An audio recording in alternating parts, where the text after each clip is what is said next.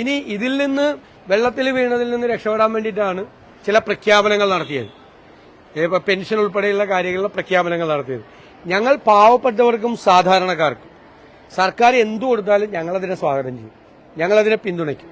പക്ഷേ ഇപ്പൊ സാമൂഹ്യ സുരക്ഷാ പെൻഷൻ 5 കൊല്ലം മുമ്പ് LDF അധികാരത്തിൽ വരുന്നതിന് മുമ്പ് 2500 രൂപ കൊടുക്കുമെന്ന് പ്രഖ്യാപിച്ചാണ്. അത് 4.5 കൊല്ലം 4.25 ഇനിയിപ്പോ എത്ര സമയമുണ്ട്? അടുത്ത ആഴ്ച ഇലക്ഷൻ പ്രഖ്യാപിക്കും, മറ്റേ ഇലക്ഷൻ കഴിഞ്ഞ് വരുമ്പോൾ അസംബ്ലി പ്രഖ്യാപിക്കും. അപ്പൊ ഈ 4.5 കൊല്ലത്തിലധികം കാലം ഇത് ചെയ്തില്ല. ജനങ്ങൾക്ക് നൽകിയ വാഗ്ദാനം പാലിച്ചില്ല. 2500 രൂപ കൊടുക്കാം എന്ന് പറഞ്ഞ സ്ഥലത്ത് അവസാനം തെരഞ്ഞെടുപ്പിന്റെ സായാഹ്നത്തിൽ 400 രൂപ കൂട്ടുന്നത് ആരെ കബളിപ്പിക്കാനാ? യഥാർത്ഥത്തിൽ 900 രൂപ വെച്ച് നഷ്ടമായിരിക്കുകയാണ്. 900 രൂപ വെച്ച് കഴിഞ്ഞ ഈ 4.5 കൊല്ലത്തെ പൈസ ഒരാൾക്ക് ഒരു 52,000 രൂപ കൊടുക്കേണ്ടതാണ് സർക്കാർ യഥാർത്ഥത്തിൽ.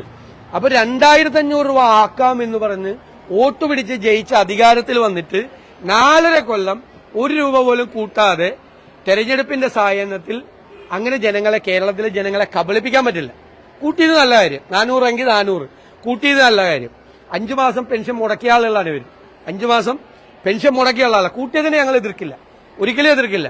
പക്ഷെ 2500 തരാമെന്ന് പറഞ്ഞ് ജനങ്ങളെ പറ്റിച്ച് അഞ്ചാമത്തെ കൊല്ലമായപ്പോ തെരഞ്ഞെടുപ്പിന്റെ തൊട്ടു മുമ്പാണ് അത് 400 രൂപ കൂട്ടി 2000 ആക്കിയത്. 2500 പ്രഖ്യാപിച്ച് 2500 ആക്കാൻ പാടില്ലേ? ആക്കിയില്ല.